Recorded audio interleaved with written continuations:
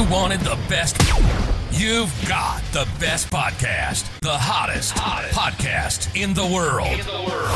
The Chris Voss Show, the preeminent podcast with guests so smart you may experience serious brain bleed. Get ready. Strap yourself in. Keep your hands, arms, and legs inside the vehicle at all times, because you're about to go on a monster education roller coaster with your brain. Now, here's your host, Chris Voss. Hi, folks. Chris Voss here from the ChrisVossShow.com, the ChrisVossShow.com. Hey, we're coming here with a great podcast. As always, we've got an amazing author on the show, someone I'm pretty excited to get on the show because I was trying to get her on last year and she was ignoring all my emails. No, she wasn't. She was so busy. She was on all the media. And we have today Anthea Butler. She is the Geraldine R. Siegel Professor in American Social Thought Chair, Religious Studies, University of Pennsylvania. And the part I was trying to get to, a contributor to MSNBC as well. She's the amazing author of the book, the two books that have come out, the 1619 Project that you have probably heard about. She was all over the news. That's why she wasn't returning my emails. She was busy doing all the news channels there on the TV. And we'll be talking about her book too, White Evangelical Racism, The Politics of Morality in America. And we'll be talking about her book. Both those books came out, I believe. One is in March 2022, 2021. And one is, I think, in August of 2021. Mm-hmm. And then do you have a pending paperback come out for that one? Not yet. Okay. But coming. Not yet. Yeah. We won't talk about it just yet, but. Okay, sounds good. Probably hit maybe some updates or something, or can you talk about that? We can talk about it later. Oh, secrets. All right, so welcome to the show. We certainly appreciate you coming on the show today. Give us your plug so people can find you on the interwebs. Oh, you can find me, first of all, on Twitter, where I'm at most of the time at Anthea Butler, just one big string of words. You can find me online at antheabutler.com. You can also find me on MSNBC as a contributor. I'm usually writing twice a month, if not more. It depends on anything crazy that happens in religion and politics and all of that kind of stuff.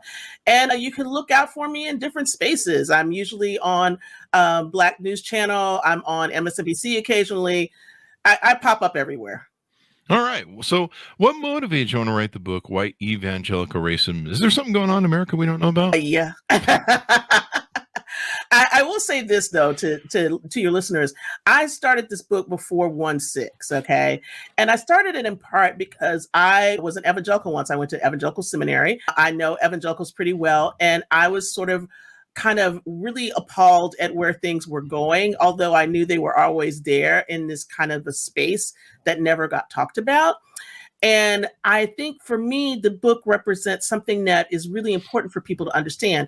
That is, all this talk about morality that evangelicals do is about a shield for racism and sexism and all the other kinds of things that they like to say that they don't promote, but they do because it helps them to stay in power, and especially political power. And so I think that's what your listeners need to really understand, and understand how that operates. And we've had a lot of great authors on the show who've educated us on the history of how Christianity, or white Christianity, has really been overrun by this white nationalist sort of theme, extremists. But I think even in the core point of white religion, there's always been that sort of racist power sort of base. Is that correct? Yeah, that's true. And especially in the American context. I mean, when people look at the title of the book, I think they think, oh, this is just going to be a long op-ed, but I know it's more about 200 years plus of a history here in America where we've had to deal with kind of racial struggles and right-wing Christianity, and especially evangelicalism. Yeah. And I did not know, and this is something that was left out of my education when I was growing up, the whitewashing of our history, which is why CRT and other things are important. I did not know that there was a line from Martin Luther King, and I'm trying to Google it here, it's not coming up, but it was the line that talked about how even on Sunday, we're not able to sit together. And I did not. Yeah, I do know the line. I will paraphrase, because every time for historians, we have a bunch of things in our head, but the most segregated hour in America is on Sunday at 11 a.m. Mm-hmm. And that is between churches. And that's still true today, even whether the church is online or it's meeting in person. Yeah. And I did not know there was this separation of the black and white churches. There really wasn't, a whole lot of black churches until about Martin Luther King's era. And well, actually, that's not true. Well, we can talk about that in terms of the 1619 book. But I think one of the things that people don't know and what people don't understand is how much evangelicals have really kept their churches segregated too, and the reasons why. Yeah. I remember we had an author on the show that talked about it, and I pulled up the Google, and he talked about how they would segregate inside the white churches. And I pulled up a photo, and the first thing that came up was the Ku Klux Klan in the pews. And I was like, what the hell? Yeah. I'm an atheist, so I don't really spend a lot of time around that stuff. And I was raised Mormon, so really? That's a whole other show. That's a whole other set of racism over there. But fortunately, I grew out of that pretty quick. And so, what sort of things do you talk about in the book and try and highlight for people to understand what's going on with the evangelical racism? Yeah, well, one of the things I try to highlight is this long history. So I start the book off talking about slavery and evangelicals' complicity in that. Evangelicals usually like to tell a story about themselves that they were abolitionists, they were good missionaries. But, there's another story to tell. And there's a story about how evangelicals were slaveholders, how we have a denomination like the Southern Baptist Convention that was born in slavery and created because people wanted to keep being slaveholders, right? And that's how the Baptists split. I talk a lot about the lost cause morality of the Confederacy and how that has influenced evangelical thinking and thought and behavior. I talk about Billy Graham and his connections to politics and his wishy-washiness about race and interracial relations. I talk a lot about the 70s and Jerry Falwell and all those people and why, where we talk about abortion as being the singular issue for evangelicals. It really did not start off that way. The singular issue for evangelicals was that they wanted to keep less integrated schools or not integrate at all. And they were upset because integration was being forced upon them and that schools like Bob Jones would lose their tax exempt status. And then I bring that up to the 21st century, where we talk a lot about George Bush and the ways in which he ran his campaign, where you think about him as being the quintessential evangelical president, but his campaign was run very racist. And there was a lot of racism after 9/11 for Muslims and people like that. And then with, of course, President Barack Obama and the virulent racism that came up through his campaign, through birtherism, all of that kind of stuff. Then we get the Tea Party and the entrance of Donald Trump. And pretty much up to the beginning of Trump. I don't deal with Trump in the book, in part because I think that most people can understand where evangelicals were after Donald Trump got into office. And so it's not about Trump necessarily. It's about all the racism and all of the history that leads up to Trump that makes it very easy to see why evangelicals would have voted for him. Yeah. Plus, Trump's like 5 volumes of your second, third, fourth, fifth book. Yeah. It's a lot, right? There's a lot there. But it was really wild to me. I had never heard the term white nationalists up until Trump took office.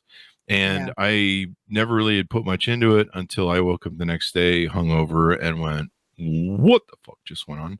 Yeah. And I started learning all these code words and terms and tropes. And I was learning a lot that it turns out white nationalism was just rebranding of the KKK. For those who aren't aware of that, they just made it a nicer sounding thing and made it less technically swastikas, I guess. But and I think also too, to help your listeners understand, I think when we talk about white nationalism, the way that white nationalism was spoken about before Trump was about people who were in Idaho and all these Aryan Nation and things like that, right? These were a subset of things. And now when we have to talk about white nationalism, we also have to put in white Christian nationalism. And that's a little more difficult because you don't like to think about, at least from some people's perspectives, Christians being nationalism and especially white nationalists.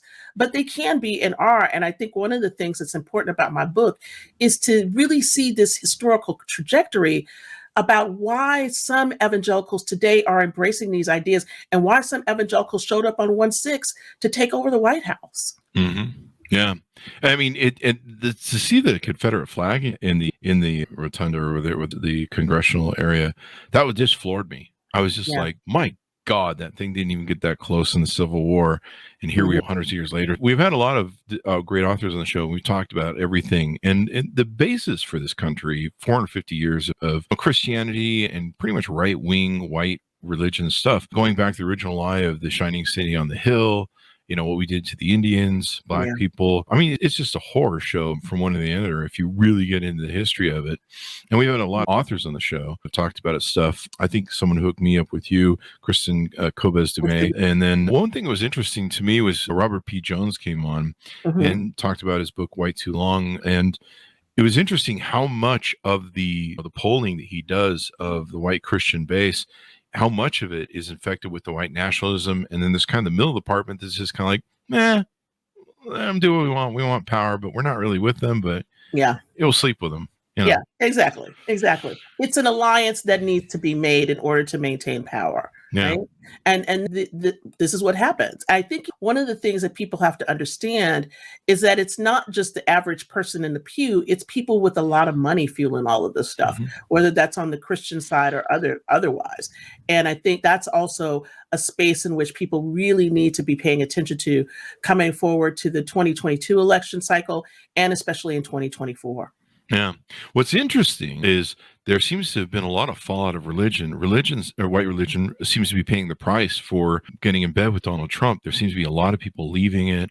There's a lot of the preachers that were in it that are now trying to talk people, hey, you need to get out of there. That's really interesting how that's kind of turned on them. Yeah, I mean, I think what they didn't expect was that this proximity to power would also make them have proximity to the stench, right? And so you have to understand that you take on both.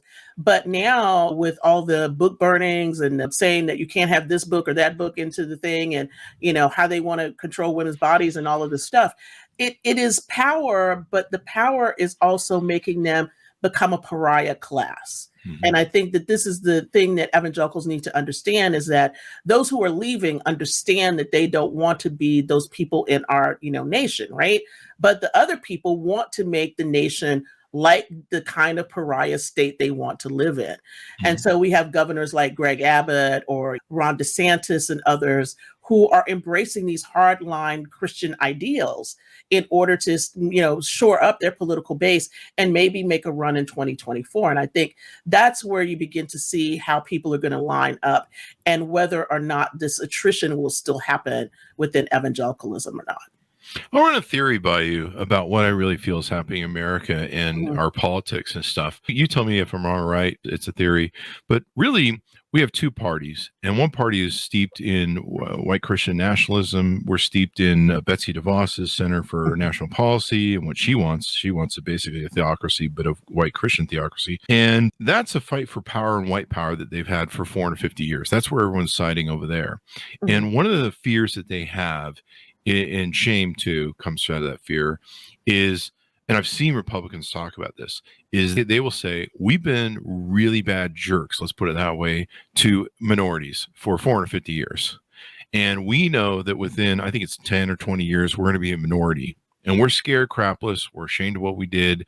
And we think that once they get into power, they're going to treat us as poorly as we treated them, which probably we got to come at, maybe, or at least those people do. I'm on the good side. Don't take me. But, and I sit and look at that and I kind of laugh as a comedian. I just go, well, maybe you should treat people nicer, and then maybe they'll think of that. I don't know. It's a silly sort of thing, but it's the shame element too of that they're dealing with. Yeah, I don't know that they deal much in shame anymore, but I think what they do deal in is the realization that, as Adam Seward said in this really great article, the cruelty is the point. The cruelties that have been happening for the last 400 years, they're afraid that cruelty will be dealt upon them instead of the brown peoples of the world. And so that's where you get this problem about how do you think about what is supposed to happen. So I think for them, I think partly what you say is true.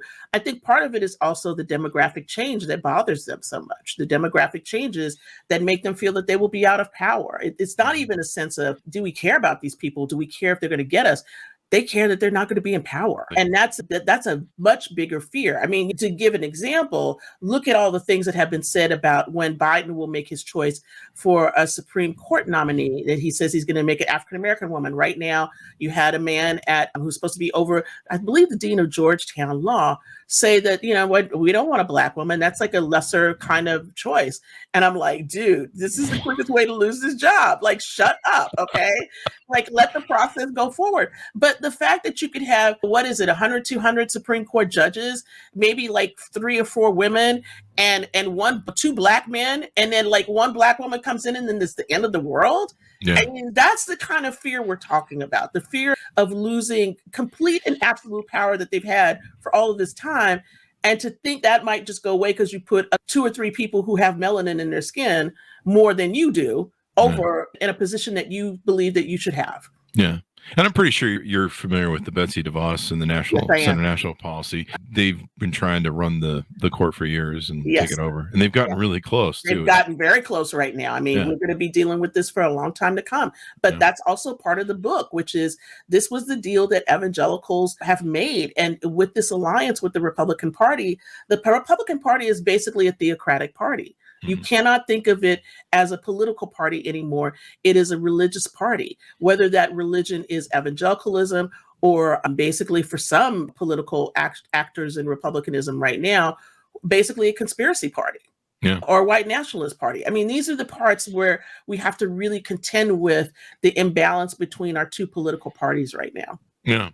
And to me, the Democrats, well, I mean, no party is perfect. The Democrats, they've realized that, okay, well, this is the future where things are coming. There's going to be more women, more minorities are going to rise and become a majority of the thing. So we've just got to embrace change. And so to me, that's like you say, it's about power. It's about who's going to be in power and who's going to extend power. And it's really just extraordinary watching them go on about having a black judge at SCOTUS. You see them whipping it up. And it's a total racist trope, sort of signaling racism, and people eat it up, and you're just like, what the hell? It's not even signaling anymore. It's basically a bullhorn. Yeah, it's really insane. And I don't know. I had someone say to me that I grew up in the generation of, I remember when Eddie Glaude Jr. came on, he took one look at me.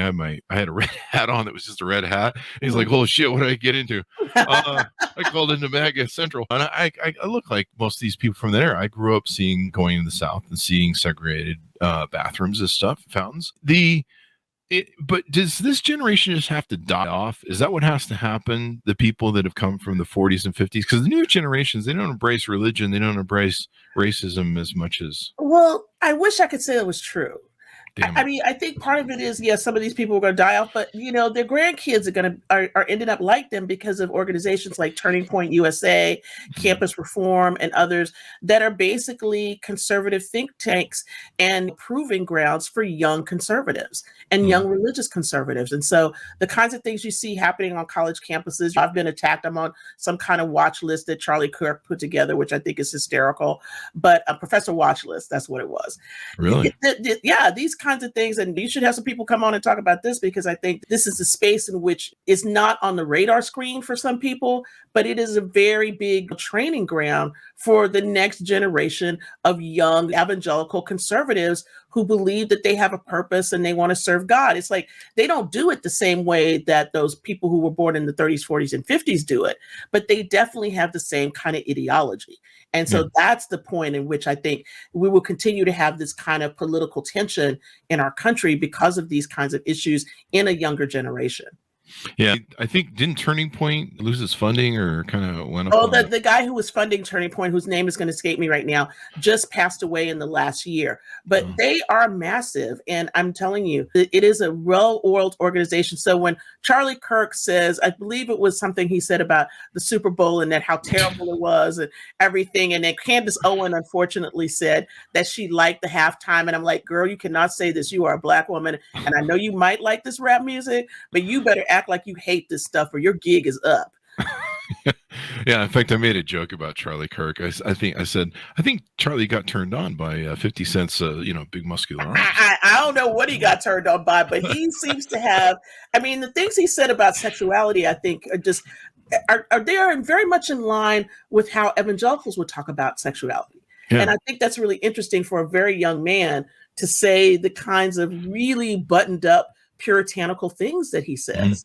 And I think in the closet. Excuse me. Sorry, I had. Oh well, I cannot speak on this. All I'm just going to say is I speak on what he says, and it sounds very 1950s to me. Yeah, it's just, I don't know. I had the hardest time dealing with all of it. I mean, I thought we'd resolved a lot of this stuff during Obama, and we certainly woke up to. And Trump really dug out the darkest elements of people. Trump I don't even want to say he dug it out. He just illuminated them. He put the light on it because he was that person and he drew people to him that were like this. And I think if one of the things that I wished I could have dealt with more in the book, I would say, is the role of the Tea Party in all of this, because everybody kept saying, they wrote all these articles and said, the Tea Party is over. These people are gone. I'm like, oh no, they went right to Trump and they got bigger and the Tea Party became MAGA. And that's what he pulled on when he was doing birtherism and thinking about a run in 2012. And Franklin Graham was out there promoting birtherism like every day on all of the news shows, and people were inviting him to speak. This was the genesis of all of that. And so Obama's presidency really, while it would have seemed on the outside that he was the person that was going to bring us into a new era in this country, it actually threw us back into the 19th century. And the kinds of virulent racism that you saw right before and during and after the Civil War. Yeah, I don't think any president got as much hate mail or threats on his life. No. I mean, the poor Secret Service was like overtime. And so let's talk a little bit about, do you talk about CRT in your book? No, I don't, because, the CRT thing came up really after, right at the end. I turned in the book, I would say it was August 20. The book was out in March of 2021. And this was the beginning of that conversation, so it didn't really come up. But what I will say about this conversation is this is, number one, a ginned up conversation, that it has a history. Number two, none of these people know what critical race theory is, okay? None of them. They've just decided that it's the teaching of race in any form. And so we don't want kids to learn about slavery or the proper way to learn about the civil rights movement. Martin Luther King has been reduced to kind of a caricature, and that anybody who talks about anything that implicates America in some kind of racial activity, whether that's good or bad or indifferent, is teaching CRT. And so now what you see are these kind of witch hunt, and I have to use that word, campaigns against teachers and others to say if they're going to teach this. And so one of the things that has been very interesting to me, being an author in the 1619 book, is that there's really nothing in the chapter I wrote about Black church that isn't known, that isn't just there, right? But I think that for many people, the shock of finding out that America has a really jaded history and a violent history around race relations and slavery is too much for them to bear. I think about it this way. There was some kind of law that came up, it's not law yet, about basically we're hurting white people's feelings in Florida. And I'm like, what about everybody else's feelings? Native Americans, African Americans, Asian Americans, who we just celebrated the internment degree yesterday, right? What about all these other people groups in America who have had lots of things happen to them? We don't even have to go to slavery. We could just go to like a whole other list of atrocities that have happened, and immigrant groups that have come into this country. And so my question is, it's like, what are you trying to do here? What are you trying to do here? This is like, you're trying to basically regulate thought, regulate what people read, regulate what they listen to. And as a result, we're going to have a nation of dumb people. And we already got a lot of dumb people. And I would like us not to be stupid. Yeah. No. Yeah. We've had a lot of great authors on the show and highlighted different histories, parts of it that were never told or hidden. Like, in fact, one of the people who came up with the line, all men are created equal, or influenced the line, was, I believe, a Civil War general who was Black. And yeah, I was thinking about that guy Thomas Jefferson, because I live in Philadelphia, and down the road from me is, pull up who the author was. It was a rewrite of the Revolutionary history. A rewrite of the Constitution. A Revolutionary War history. Let me see if I can pull that up. It's not my. Liberty is Sweet: The Hidden History of the American Revolution by Woody Holton. He said that the originator of that phrase that got into Declaration. I don't know that actually, but I would not be surprised. And I think that one of the interesting things about this is that most people who are conservatives right now, where they have these ideas about the founders and the framers, they don't even know what they were deists. They don't know that they didn't really worship God. They're just like, God's out here somewhere. We don't know if he's doing anything, but we don't care. And they weren't really the kinds of Christians that they are. And I think for me, that's always the most important piece, is to realize that all of this, the sacralization of America about being a Christian nation, is so far from the truth. We've never been a Christian nation. We've been a nation that was founded so that you could come and worship the way you wanted to and whatever faith you wanted to. It's not about this, everything being Christianity. Yeah, yeah, and I'm all for that because I'm an atheist. Yeah. I think I said the Civil War, and I meant the Revolutionary War. Revolutionary. Yeah. That probably threw you way off on that because Yeah. that didn't make any sense. So let's talk about the 1619 book Sure. and get an understanding of what you guys were up to there. Yeah. Well, this came out of the project that Nicole Hannah-Jones did for the New York Times a few years back that was sort of reframing the way that America started with 1619, with the landing of slaves. Now, as a historian, I will tell you that I like the project. If I were going to think about this in a broader way, though, I would say that there were Black people here even earlier than that came with slaves because they came with the Spaniards and they came in the 1500s. So that's a whole nother thing. If you know your history about Texas and California and Florida, you know that there were African slaves that were on the shores of America that early. So that's number one. But be that as it may, the 1619 project in this iteration in book form has different chapters about it. And so I'm going to talk about my piece because this is important. And for a lot of people, this will scare them. But I start off this chapter talking about Jeremiah Wright and Jeremiah Wright's big problem during the Obama run for presidency when he said, "Goddamn America." And I talk about this whole history of the Black church and African Americans who've been religious, contending with the role of what America says it has been for vis-a-vis what has actually happened to Black people. In other words, to talk about religion in a democratic process for African Americans in America. And that's what my chapter is about. And I think it's an important one because it helps people to understand this long arc of history that it's been Black people, and especially Black religious people, who have tried to keep America to its promises that were made in the Declaration of Independence and in the Constitution. Yeah, it's an amazing document when you sit down to read it. Yeah. And the fact that all men are created equal, and there was fights in the original Congress for it over should we abolish slavery or condemn slavery, and what should we do? But I forget the line, but it basically refers to us as a nation that evolves, or a nation it's never arriving. It's constantly in search of itself. Yes, exactly. And sadly, though, we seem to be repeating history. Yeah. And I think one of the things that all the people who are against the 1619 book don't realize, well, first of all, I think for some of them it's just too thick for them to read, but maybe they can pick out a chapter or two and read something. It's not sacrilege to learn about what the experience of African Americans have been in this country. You have historians and sociologists and people who have many degrees writing in this book. We were fact-checked more than anybody has been fact-checked in my life. I will tell you that I worked on my chapter for a year. Wow. I had 3 fact-checkers. I worked with the editor of the New York Times Magazine and several other editors with it. I mean, I've never had my work checked out so much as I've had this particular 8,500 word chapter. Yeah. So I think on that alone, where I listen to all of these people who are against the book or saying that they're going to ban it because it's about CRT, they just don't want to read history.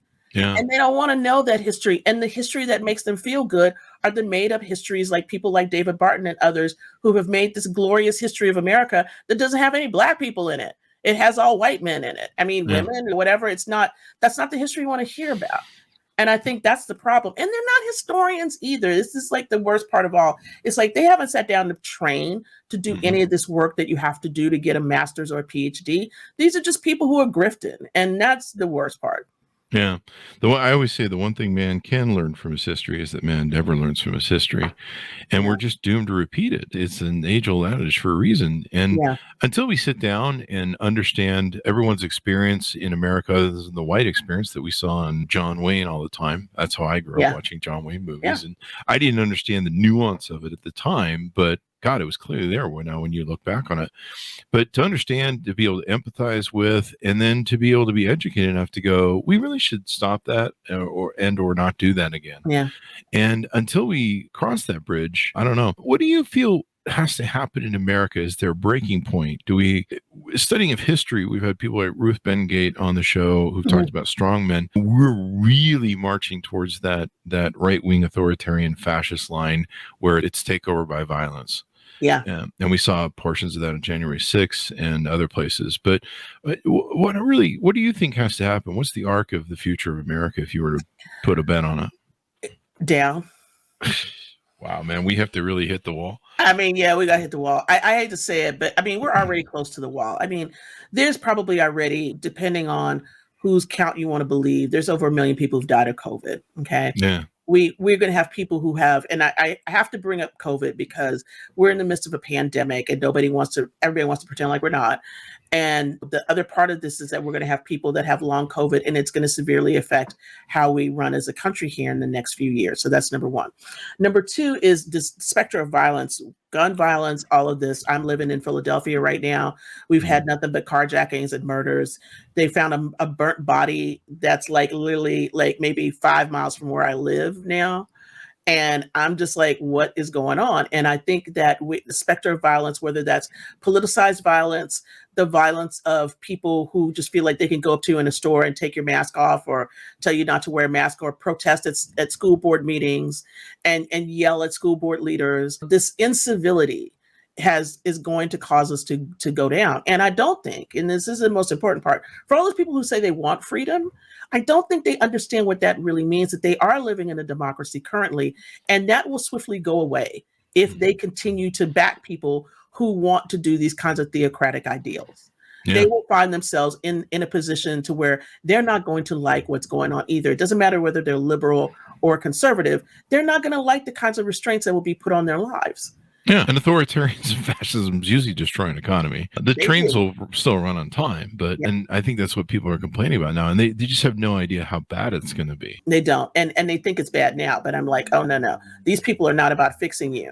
They're all about basically making you slaves to what they want and how their lives will run, as opposed to how your life is supposed to get better.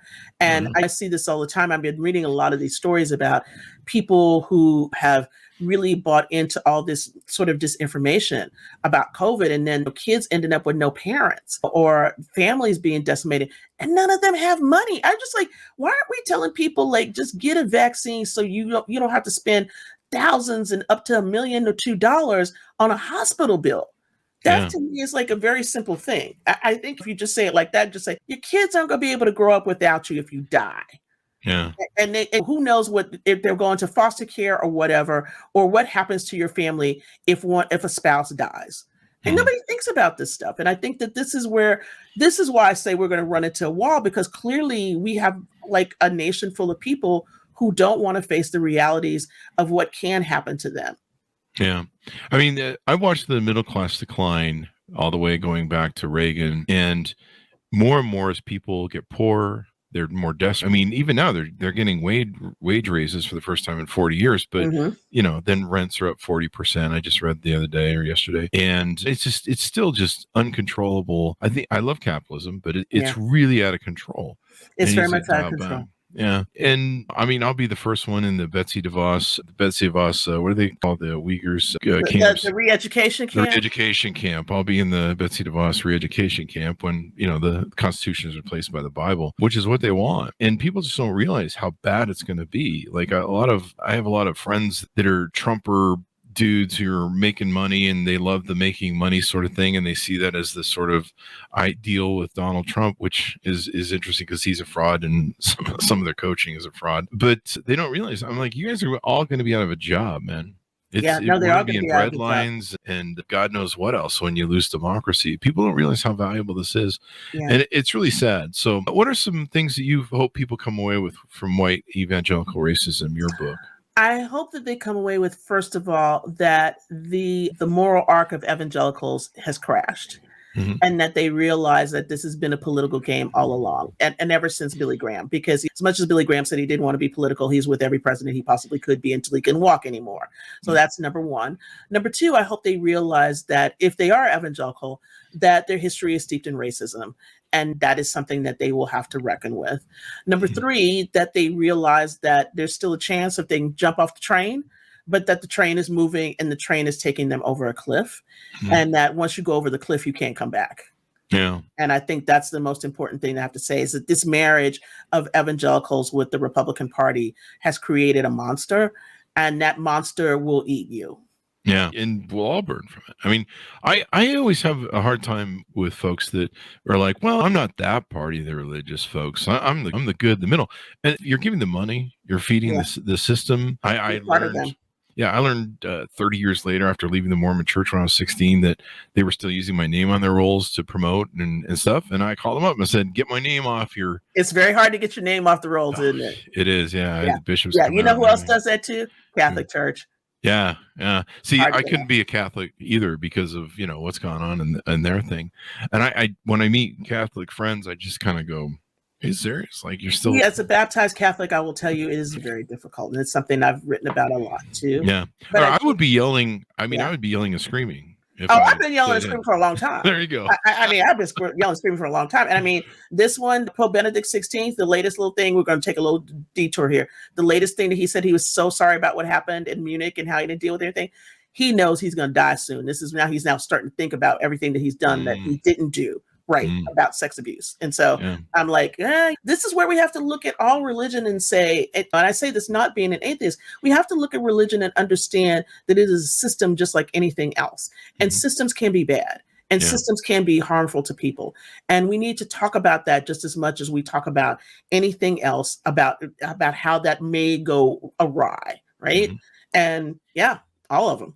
Yeah. I mean, history is hard to learn. It can be difficult. It can be painful. There can be shame. When I read Caste, it took me, I don't know, a month or two to read it. I had to sometimes pull over the car because I was listening on Audible. It was really hard to get through. It's really hard to go to the lynching museum down in, Alabama? It's really hard to face these things, but until we can really face them, learn empathy for each other, care about one another, learn our history so that we won't repeat it, it's never going to get resolved until, like you say, maybe we have to hit the wall or maybe we just get lucky. I don't know. We got really lucky on January 6th. We did. You just don't even know how it was very close. And I think people don't really quite understand how close it was. And the Capitol officers that stood their ground and got beat up and experienced probably to this day PTSD because of it. We have to be grateful to them and all the people, the National Guard and everybody else who came in. But I have to say that to imagine people who said they loved this country smearing feces and urine all over the walls of where our lawmakers sit, I just don't understand how anybody could think that was God ordained. Yeah. My mom was a teacher for 20, 25 years or something. And she used to call me up and she goes, they're doubling our class sizes. They're not funding this. They're taking civics out. And she goes, we're raising just more and more the dumbest kids ever. And uneducated, and these people don't understand civics. I had somebody the other day write a comment on my thing, and they're like, "The Bill of Rights is more." What is it? Amendment 2, the Second Amendment. The Bill of Rights is more important than the Constitution. You're like, do you understand that the Bill of Rights can't stand without the Constitution? Like, no, they don't understand that, and your mother was absolutely right. No civics education, no idea how the government runs. Yeah. None. They just don't know. And I sat down like a year or two and I'm like, I'm going to really read the Constitution. I was probably forced to read it in school, but I'm like, I'm going to really read it in the Federalist Papers. And I encourage anybody who's listening to really sit down and go through that document and just kind of really understand the value of it. I've defended myself in court over speeding tickets and defended my corporations over lawsuits or us suing people. And being able to say those words, the Constitution gives me the right to defend myself in a court of law, call witnesses. That is powerful. That is powerful. And you don't realize how valuable that is until you're in a jam or you need to call a certain witness and they won't do a thing. So it really is something. Anything more you want to touch on before we go out? Yeah, I think the thing I want to touch on is just for people to really think this year about the role that religion is going to play in the election cycle.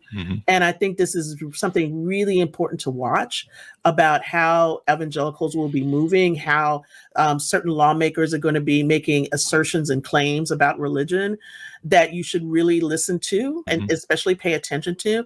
I think on a worldwide level, outside of America, what's going on right now in Ukraine and everything else is really important in this reason, because religion is playing a part in there too. I mean, if we start to think about how Putin has mobilized the Orthodox Church in Russia to be behind him and all of that, we have a problem. And this problem is worldwide. This problem of strong men and limited democracy because of hand in hand of politics and religion is going to be a very important theme from this year forward. And I think that's something that everybody needs to pay attention to, besides buying my book and reading it. There you go. Buy the book and read it. Educate yourself. Learn from history. It's the most important thing. To me, it's, I don't want to say it's always beautiful, but there's things that you learn. There's lessons that you learn from history. Mhm. And I think that's the beauty of it, that you learn and you go, wow, this is really good, or this is really awful, and we should never do this again. That was dumb. That was really bad. And so then you learn empathy. You learn what other people are saying. And I think that's the one thing we're missing in today's world, a lot of empathy for each other, their experience. We have this narcissistic attitude of like, well, it's all about me and my experience. So it's something that needs to happen. Well, I'm glad we finally caught up to you. Yeah, I am too. And so we'll look forward to having you on for the next book, That's which right. I'm sure you're working on. And it's just great. Give us your plugs so people can find you on the internet. Sure thing. You can find me on Twitter at Anthea Butler, all one word, AntheaButler.com. You can also find me on YouTube at Anthea Butler. I've got some clips up there and things people can see. You can write to me through my website. You will find me most every place, and I'm on MSNBC writing for them an opinion column, usually twice or three times a month. You can also see me on Black News Channel every now and then. I'm actually going to be on tonight at 6 o'clock, so if you have that on your cable, I'll be on to talk about that as well. So thank you for having me, Chris. I really appreciate being on the show. Thank you for coming on. It was a real honor, and I'm just glad we got you. And thanks to Kristen Dubé. Yes, shout out to Kristen. Hooking us up. I was talking to her. I always send her like articles. You know, I'm like, hey, did you see this one? And I'm going to just have to stop doing it because she's got like 50 million people who send her the same article. But no, that's all right. We all trade stuff back and forth. Yeah. And then like half the time I'll see an article and I'll be like, hey, Kristen should see this. And I'll be like, oh, she's quoted it. Okay, she's. Yeah, that's her. That's her.